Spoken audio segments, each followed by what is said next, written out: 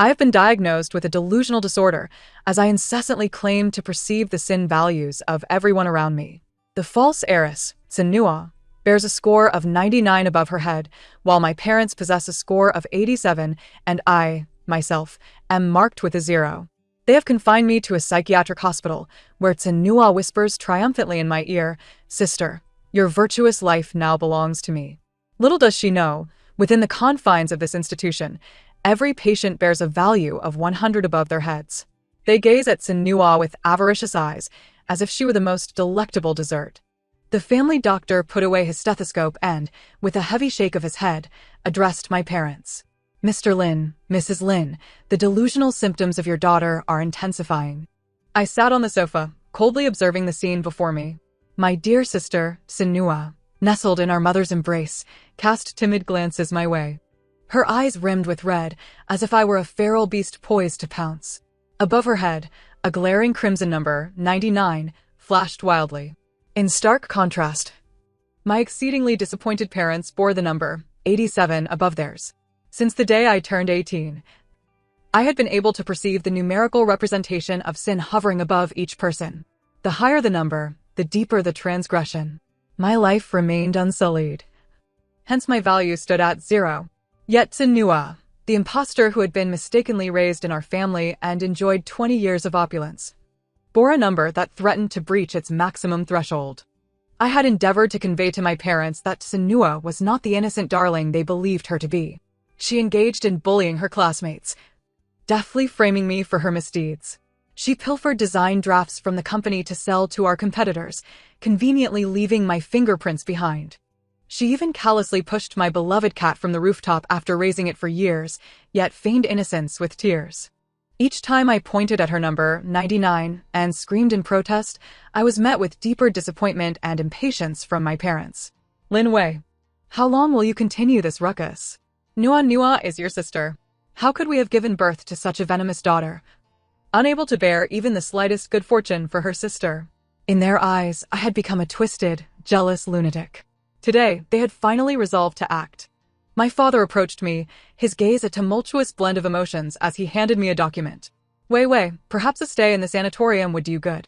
It was not merely a sanatorium, it was the most notorious mental institution on the outskirts of the city, Hong Kong Hospital. I gazed at the number, 87, above his head and suddenly burst into laughter. They intended to send their only biological daughter to a mental institution for the sake of a counterfeit with a sin value of 99. I offered no resistance, obediently allowing 2 towering orderlies to escort me away. As I passed by Tsinua, she leaned closer, whispering triumphantly in a tone only we could hear, "Sister, your pristine life is now mine." She smiled at me with the glee of a thief who had stolen the world. I returned her gaze, my smile broader than hers. For I noticed the family doctor escorting me out bore a number of 90, while the orderlies carried 75. This sordid world had long ceased to harbor a place for me. Perhaps it was better this way. To a realm filled with kindred spirits might prove far more intriguing. Hong Kong Hospital, a name seemingly auspicious, masked a decaying atmosphere within. The stench of disinfectant was overpowering, and the long corridor echoed with the weeping emanating from an unknown patient room. I was ushered into a shared ward, already occupied by another individual. She sat by the window, meticulously cutting a newspaper with a pair of rounded, blunt scissors, muttering to herself. The orderly shoved me inside roughly, slamming the door shut behind me. "Behave yourself or you'll regret it." Ignoring the raucous shouts from outside, I focused my attention on my roommate. She appeared to be in her 40s, her hair a brittle yellow, her face haggard, yet above her head, a glaring 100 shone brightly. This was my first encounter with a full sin value. She seemed to sense my gaze, slowly turning her head, her murky eyes locking onto mine. Then, she broke into a peculiar grin, her teeth stained yellow from tobacco. "Another clean one has arrived." Her voice was grating, like sandpaper scraping against wood. A chill ran down my spine. Could she also see it? Footsteps echoed in the corridor, signaling the arrival of the attending physician and nurses.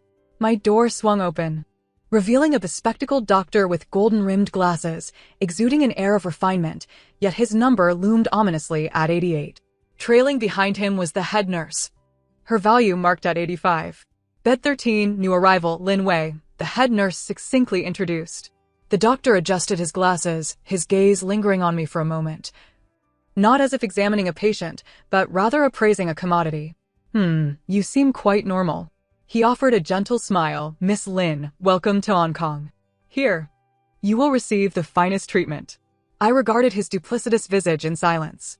He seemed unconcerned, redirecting his attention to the woman by the window. Sister Wu. How are you feeling today? Have you taken your medication on time? The woman referred to as Sister Wu paused her scissor work, lifting her head. The eerie smile vanished, replaced by a vacant, dazed expression. Took the meds, and my head doesn't hurt anymore. Her performance rivaled that of Sinua in its artistry. The doctor nodded in satisfaction and departed with the staff. The door clicked shut once more. Sister Wu's stupor evaporated instantly, and she turned her attention back to me, chuckling softly. Little girl, don't be afraid.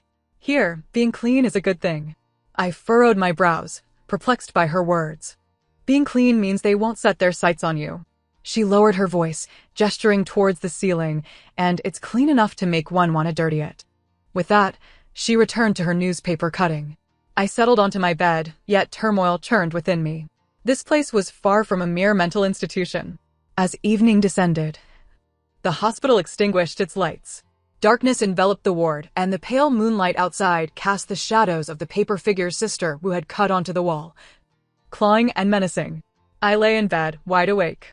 Just as I believed the night would pass quietly, my mattress suddenly dipped slightly, as if someone had taken a seat at the foot of my bed. My skin prickled with fear, and I jolted awake. The room was dim, yet I could distinctly see a semi-transparent figure sitting at the foot of my bed, its back to me. It bore no sin value, because it was not human at all. I froze in place, paralyzed with trepidation. The figure slowly turned its head, devoid of facial features, only a blurred outline remaining. So fragrant, a hollow voice resonated in my mind. In that moment, I grasped Sister Wu's warning. A pure soul was a delicacy to such entities. I instinctively held my breath, my mind racing for a strategy. Just then, Sister Wu uttered a dreamlike murmur from across the room. Go away, this is mine. The semi-transparent figure quivered, seemingly intimidated. Reluctantly, it circled around me before ultimately passing through the wall and vanishing. I let out a long sigh of relief, my back drenched in cold sweat. I glanced towards Sister Wu's bed. In the darkness, her 100 value shone like an unquenchable red beacon, emanating a disquieting glow. The following day, I was summoned to participate in a group activity. The so-called activity entailed a throng of patients aimlessly wandering the garden. I encountered even more individuals. An elderly man in a wheelchair perpetually smiling, 100. A little girl clutching a doll, singing continuously, 100. A young man crouched in a corner, drawing circles in the dirt with his finger, 100. From my vantage point, nearly all the patients in the garden bore the glaring red, 100, above their heads. They appeared either dazed or simple-minded, quiet or manic, resembling ordinary mental patients. Yet I knew that each one of them, much like Sister Wu, was a wolf in sheep's clothing. And I, with a sin value of 0, was akin to a rabbit ensnared among wolves. However, these wolves seemed to hold little interest in me. Their gazes continuously drifted, almost unconsciously, towards the entrance of the hospital, imbued with a hungry anticipation. What were they waiting for? A week later, I discovered the answer. That day marked the hospital's visiting hours, and Sinua arrived once more.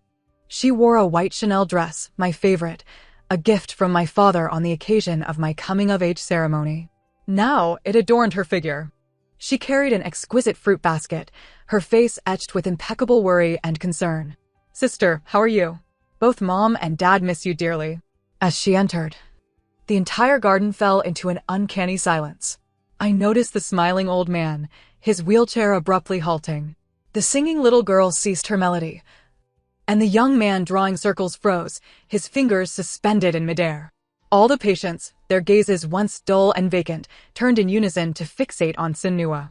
Their eyes no longer reflected the usual emptiness, but rather an unmasked greed and desire, akin to that of hunters spotting prime prey. Startled by this unexpected attention, Sinua instinctively took a step back, clutching the nurse's arm. What is wrong with them? The nurse, accustomed to such occurrences, reassured her, It's nothing, Miss Lin. They've simply never seen someone as beautiful as you and are a bit curious. Only then did Sinua relax, a proud smile returning to her face as she approached me. Lowering her voice, she mouthed, "Look, everything that was yours is now mine." I remained silent, merely observing the frantic pulsation above her head. In the surrounding stillness, it gleamed like a rare blood diamond, coveted by the stars, radiating an irresistible allure. I finally understood. They were waiting for a delicacy such as Tsinua. The higher the sin value, the more delectable it appeared to them. In their eyes, I was flavorless and bland, hardly worth their attention.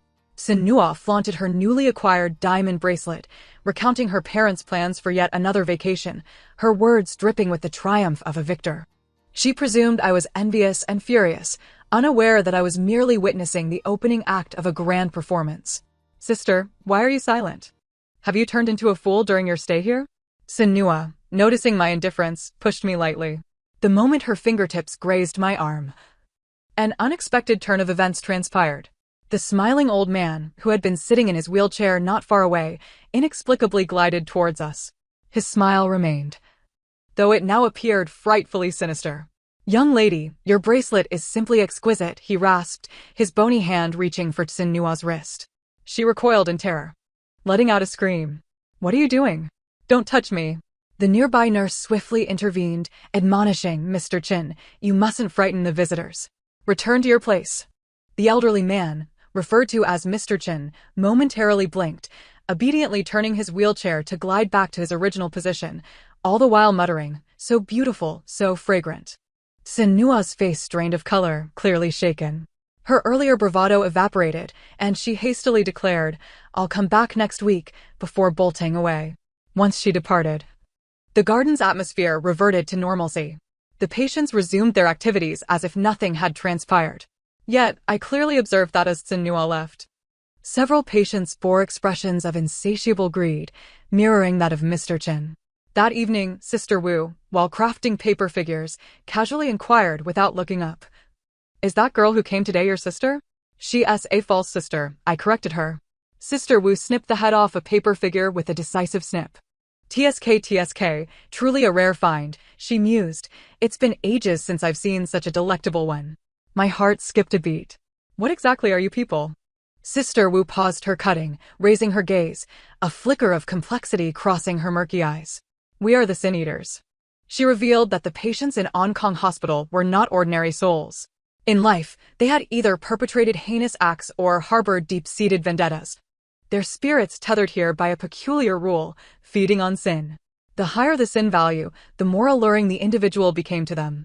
Consuming such sins granted them fleeting moments of respite, alleviating the agony of their souls being crushed by the rules.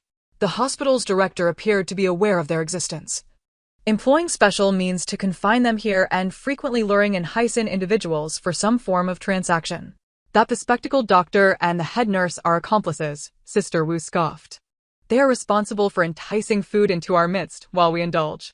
The director benefits from the disappearances of those individuals." Suddenly, it dawned on me. This was not a mental hospital, but rather a hunting ground. The patients were hunting dogs, the director was the hunter, and individuals like Tsinua were the prey. "And you?" I asked Sister Wu, "Are you also a sin eater?" She shook her head, then nodded. "I was not originally," she murmured. "My daughter was killed by a beast, and I slaughtered his entire family, thus filling my sin quota. I am trapped here, surviving by consuming sin." Her tone was flat, as if recounting someone else's tale. "Why do you help me?" I voiced my lingering doubt, recalling how she had driven away the entity that sought to consume me the previous night. Sister Wu regarded me, her gaze somewhat unfocused. "You remind me of my daughter. So pure it pains the heart." I fell silent. "Little girl," Sister Wu suddenly called, "do you wish for vengeance?" I raised my head to meet her eyes. "I can assist you," she offered. "Let that false sister of yours become a feast for us all. But it comes at a price." "What price?" "Your purity." Sister Wu's eyes sharpened. "You must learn to utilize us, to guide us, even command us. This process will taint your hands." She fixed her gaze upon me, articulating each word. "Are you willing to transform from A0 into A100 for revenge?" I looked at her and smiled. "If it means sending her to hell, I care not whether I become a demon myself." Sister Wu nodded in satisfaction, retrieving an object from beneath her pillow and placing it in my hand. It was a tarnished copper coin threaded with a red string.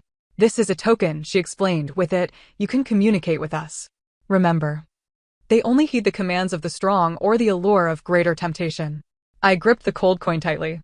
The chessboard of vengeance had finally unfurled before me, and the first piece would move on the next visiting day, 1 week hence. In the following week, I led an unusually tranquil existence. I took my medication punctually, participated in group activities, and presented myself as an ordinary patient undergoing treatment. Only I was aware that I was becoming familiar with my weapon. Holding the coin, I could distinctly hear the thoughts of my fellow patients. Most were chaotic, ravenous, and steeped in suffering. So hungry. Kill you. Why me? These voices surged into my mind like a tidal wave, nearly overwhelming me. Yet I forced myself to listen, to discern. I located Mr. Chin, the smiling old man in the wheelchair. His thoughts, apart from hunger, fixated on one name, Xiaoya. I have found the little girl who sings. She repeats the same nursery rhyme over and over, yet within her heart, she screams, "Mother, I am so cold, and my doll's body is also so cold." I began to piece together their stories, to understand their obsessions and vulnerabilities. Just as Sister Wu said, they are both malevolent spirits and pitiable beings. And I must become the one who can master these malevolent spirits. Friday arrived, the visitation day as scheduled. Sinua came again, but this time, she was not alone. My parents, Lin Guodong and Zhao Jing, also accompanied her. They appeared considerably haggard, yet their gazes towards me remained icy. The value above my father Lin Guodong's head remained unchanged, while my mother Zhao Jing's figure jumped from 87 to 88. It seemed she has committed some transgressions since I was taken away. Sinua affectionately linked her arm with Zhao Jing's, her face adorned with just the right amount of concern. "Dad, Mom, look, my sister seems to be much better. Her eyes are so clear." Zhao Jing regarded me with no sign of emotion. Instead, her expression was one of scrutiny. "Lin Wei, the doctor states that you have been cooperative with the treatment. If you can acknowledge your mistakes and apologize to Nua, we will take you home." Apologize? I looked at the harmonious scene of the three of them, and an icy chill enveloped my heart. I clenched the copper coins in my pocket, transmitting a faint intention. "Uncle Chin, are you not seeking for Xiaoya? That woman carries the fragrance of jasmine perfume, which your granddaughter adored."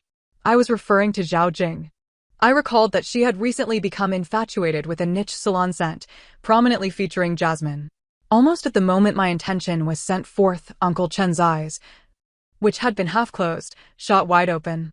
He fixed his gaze upon Zhao Jing, and a startling light erupted in his murky pupils. "Xiaoya." He propelled his wheelchair, charging towards Zhao Jing with frenzied urgency. "Xiaoya, Grandpa has found you. Come home with Grandpa." The sudden turn of events left everyone in shock. 2 caregivers rushed forward to intervene, but were violently shoved aside by the frail old man's surprising strength. Uncle Chen seized Zhao Zing's wrist with astonishing force. "Xiaoya, do you not recognize Grandpa? I am your grandfather." Zhao Jing, terrified beyond measure, struggled desperately. "What are you doing? Let go of me. I am not Xiaoya." Her piercing screams were heart-wrenching, and her wrist bore several scratches from Uncle Chen's nails. Sinua also stood frozen in fear, trembling behind Lin Guodong. Lin Guodong, both astonished and enraged, rushed to pry Uncle Chen away, only to be bitten fiercely on the arm by the old man. The scene instantly descended into chaos. More caregivers and doctors hurried over, and after a tremendous struggle, they managed to administer a sedative to Uncle Chen and drag him away. Zhao Jing collapsed to the ground, blood streaming from her wrist, sobbing uncontrollably.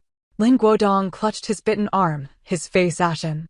He glared at me, as if I were the architect of this calamity. "Lin Wei, are you satisfied now?" I stood there, devoid of expression, merely observing them with a detached demeanor. "Dad, Mom, this place is too dangerous. You should leave quickly." My voice was calm and unperturbed, yet to their ears, it rang as a mockery.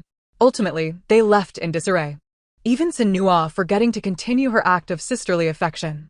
Watching their retreating figures, a subtle smile played upon my lips. This was merely an appetizer. "Sinua, along with my parents, what you owe me, I shall reclaim, with interest, piece by piece."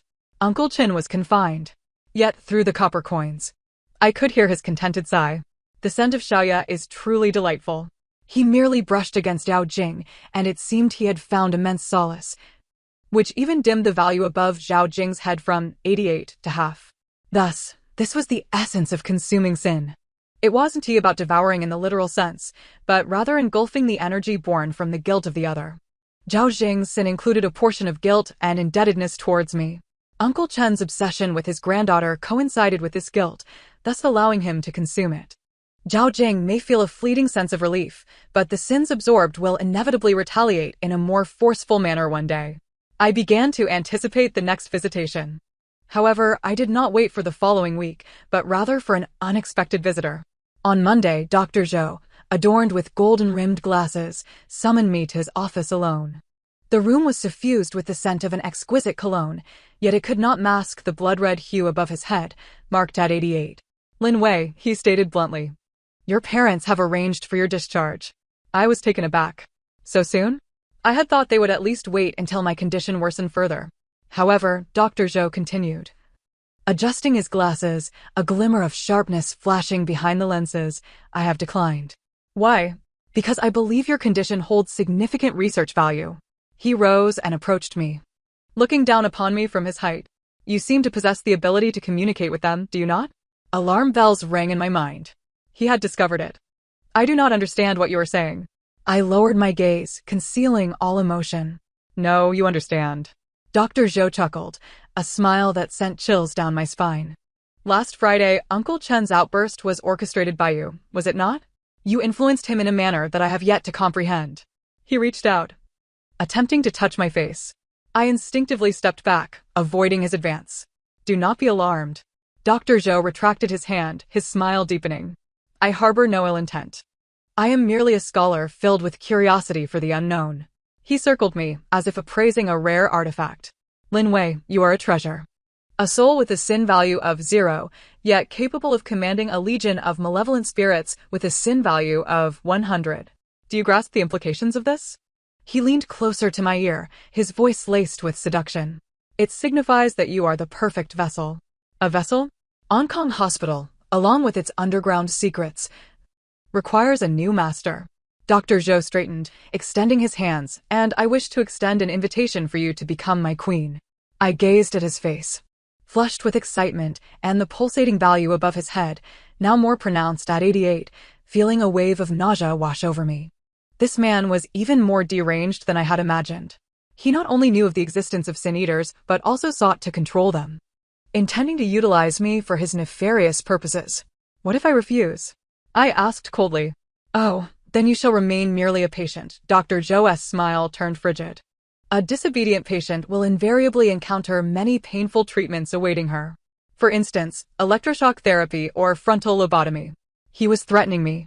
I tightened my grip on the copper coins in my pocket, sensing the chill emanating from them. Sister Wu, Uncle Chin, the singing little girl, each face flashed through my mind. I could not remain passive.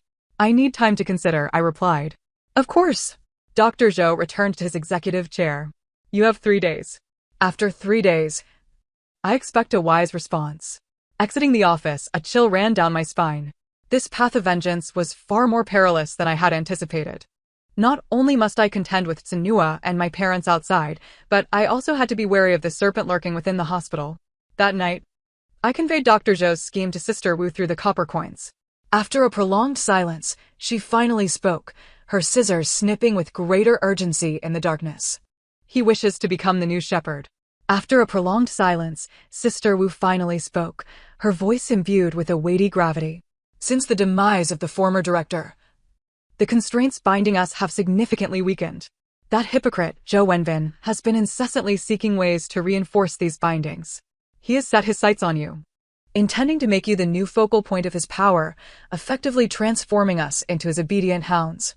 We cannot allow him to succeed, I replied. Absolutely not. Sister Wu retorted with a cold laugh. He fancies himself a hunter, yet he remains oblivious to the fact that a starving dog will turn on its master. She leaned closer, lowering her voice. My dear girl, are you interested in undertaking a grand venture? Sister Wu's plan was both simple and audacious, to lure the serpent from its lair and then to shut the door on the dog. Doctor Zhou wished for me to become his queen, so I would acquiesce. Then, at the height of his arrogance, I would deliver him an unforgettable surprise. His greatest sin is not his greed, but his hubris, Sister Wu declared. He believes he can control everything, yet he fails to realize that evil itself cannot be wholly contained. In the ensuing 2 days, I outwardly portrayed a facade of anxiety, seemingly tormented by the weight of my decision. Meanwhile, I secretly forged connections with every patient in the hospital using the copper coin, conveying Dr. Zhou's ambitions in a manner they could comprehend. He intends to imprison us here forever as his slaves. He seeks to claim our most cherished desserts for himself. He aims to strip us of our final vestiges of freedom. The emotions of hunger, anger, and hatred coalesced within an invisible web of consciousness, culminating in a terrifying storm. And I stood at the eye of that tempest. On the 3rd day, I approached Dr. Zhou, informing him of my agreement. He appeared exceedingly pleased, even personally pouring me a cup of red tea.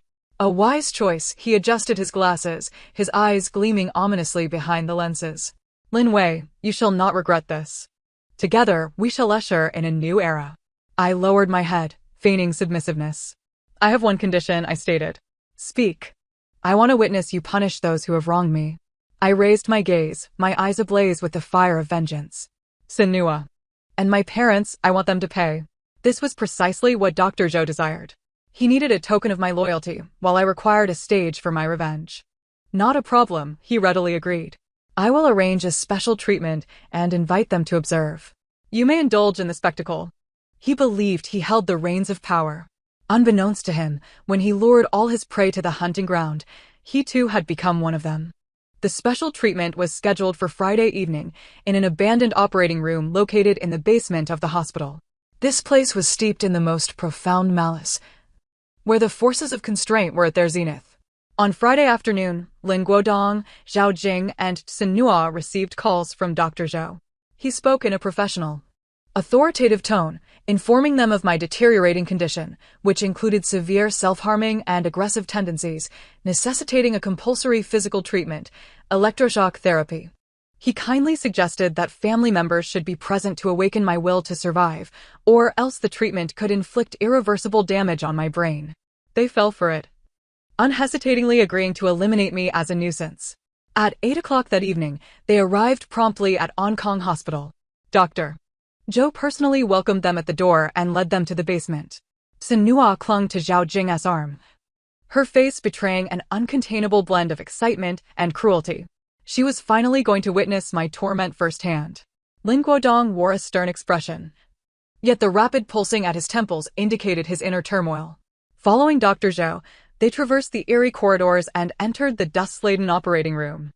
I had already been secured to a cold surgical table, my wrists and ankles bound tightly by leather restraints. Sister, Sinua approached me, looking down with malicious glee. Do you see yourself now like a dog awaiting slaughter? I ignored her, quietly observing the numerical value hovering above her head. The time was drawing near. Dr. Zhou closed the heavy iron door of the operating room. Mr. Lin, Mrs. Lin, Miss Tsin, please stand behind the observation window. The treatment will commence shortly. The process may induce discomfort, he announced, donning white rubber gloves and picking up the electroshock device.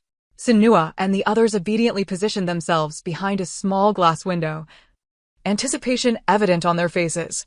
Dr. Zhou leaned closer to me, whispering in a tone only we could hear. Do not fear, it is merely a performance. Once they leave, this will be our crowning ceremony. He believed I was truly his accomplice. I gazed at him, suddenly smiling. Dr. Zhou, I said softly, have you ever heard the saying? What saying? It is easy to invite a deity, but far more difficult to send one away. Dr. Zhou's smile faltered, a flicker of realization dawning upon him. But it was too late. I closed my eyes and unleashed all my intentions through the searing copper coin, erupting forth in an instant. The feast begins. Almost simultaneously, the lights in the operating room flickered and extinguished, plunging the room into an impenetrable darkness.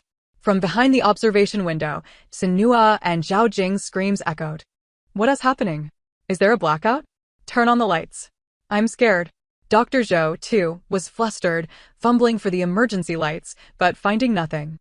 In the darkness, Peculiar sounds began to resonate, the scraping of wheelchair wheels against the floor, a little girl humming a nursery rhyme, the snipping of scissors. These sounds drew closer from all directions. And the temperature in the operating room plummeted as if one had stepped into an ice cellar. "Who is there? Who's in this room?" Dr. Zhou yelled, his voice trembling. No one answered him. Only streaks of red light illuminated the darkness. Those were the patients, Chenbo, Sister Wu, the singing little girl, all the patients who had been silenced, now emerging in the operating room. Their forms appeared semi-transparent, their faces devoid of any foolishness or stupor, replaced by insatiable hunger and resentment. They revealed their true nature as the harbingers of retribution. "No, it's impossible. How could you break free from your bindings?" Dr. Zhou screamed in terror, finally comprehending that the situation had spiraled beyond his control. Sister Wu floated before him, the round-tipped scissors in her hand glinting with a chilling metallic sheen. "Dr. Zhou, did you truly believe that with your meager cunning you could confine us?" Sister Wu's voice resonated as if it emerged from the depths of the underworld. "You overestimate yourself and underestimate the power of evil." Simultaneously, from the observation window, Lin Guodong and Xin Nua's horrified screams reached a fever pitch. They beheld their reflections in the glass, revealing a multitude of crimson eyes greedily fixating upon them from the darkness. That small observation window was no safeguard. It was a cage from which they could not escape. "Dad, Mom, what is that? What are those things?" Xin Nua's voice had shifted to a pitch of pure panic. "Don't come over. Stay away."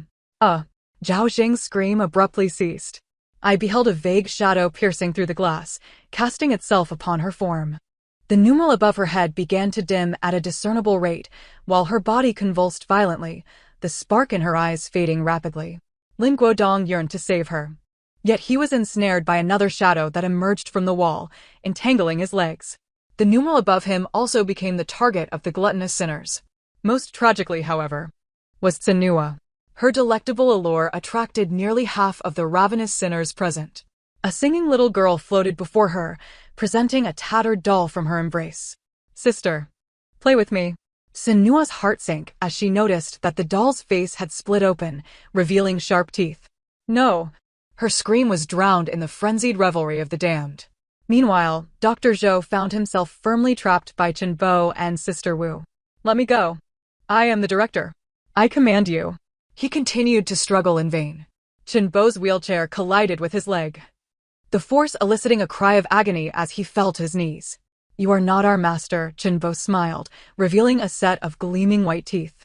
"You are merely our appetizer." He opened his mouth and lunged toward the numeral above Dr. Zhou's head. Bound to the operating table, I apathetically observed the chaotic scene unfolding before me. The straps that had restrained my limbs had mysteriously loosened. I sat up and slowly descended from the table. All the sinners instinctively parted a path for me. I approached the crumpled Sinua, who lay paralyzed on the ground, overwhelmed with terror, her bodily fluids pooling beneath her. The numeral above her head had now lost its luster, nearly vanishing. Her soul had been devoured, leaving it battered and bruised. She lifted her gaze to me, and in her dilated pupils, a flicker of desperation emerged. "Sister, save me." I squatted before her, gazing at the face I once loathed. "Sinua," I whispered softly, "I return your innocent life to you, and I bestow upon you my hell." With that, I turned away, striding toward the operating room's exit. Behind me echoed the endless wails of the damned. I pushed open the heavy iron door and stepped outside. The corridor was illuminated, as if everything that had transpired was merely a nightmare in the basement. The hospital's security and on-duty nurse seemed to have heard the commotion and were hastening towards me. Upon seeing me emerge from the forbidden lower level, they were momentarily stunned. "Miss Lin, how did you end up here?" I offered no reply, silently passing by them. Step by step, toward the entrance of Onkong Hospital. No one obstructed my path. Or rather, they did not dare. I could feel the weight of countless awe-filled gazes behind me. The sinners did not harm me, for my sin value remained at 0. I was merely the host of a banquet, a detached observer. As I exited the doors of Onkong Hospital, I inhaled the liberating and crisp air outside. Glancing back, the building loomed in the night like a slumbering beast, tranquil yet eerie. The revelry below would not cease for an unknown time. Yet I understood that the lives of Lin Guodong, Zhao Jing, Xin Nua, and Dr. Zhou had come to an end. They would not die. Death would be too lenient for them. They would become new patients, eternally trapped in that living hell.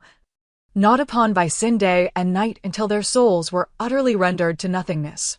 The numerals above their heads would gradually fade to 0, transforming them into cleansed beings like myself. However, I was a blank slate, while they were discarded remnants, completely erased of all traces. The following day, the news of the Lin family's president, his wife, and their adopted daughter mysteriously vanishing from the psychiatric hospital made headlines. The police investigation yielded no results. The operating room on the lower level was thoroughly cleaned, as though it had never been used. Dr. Zhou had also inexplicably disappeared. A new director took charge of the hospital, and everything returned to normal. No one knew what transpired that night. I returned to the villa once referred to as home. It was desolate, devoid of those who would scorn and detest me. I entered Sin Nuo's room, where my clothes hung in her wardrobe and my jewelry adorned her vanity. I reclaimed my belongings piece by piece. Then I summoned a moving company to clear out all items belonging to Sin Nuo and her parents, disposing of them in a landfill. A month later, through my lawyer, I formally inherited all of the Lin family's assets, for I was their sole legal heir. With their disappearance, these possessions naturally reverted to me. I utilized this wealth to establish a foundation dedicated to aiding those like Sister Wu's daughter, innocent victims of malevolence who had no recourse for justice. Occasionally, I would return to the entrance of Onkong Hospital, glancing from afar. I sensed that order had been restored within. Without Dr. Zhou's oppression and guidance, the sinners had fallen into a deeper slumber, awaiting the next heinous desert to present itself. And I never set foot there again. The tarnished coin in my pocket was cast into the sea. I no longer required it. The power to command demons ultimately did not belong to me. I yearned only to live as an ordinary individual with a sin value of 0, basking in the sunlight. Clean and untainted. The end of the tale. Thank you for listening. Until we meet again in the next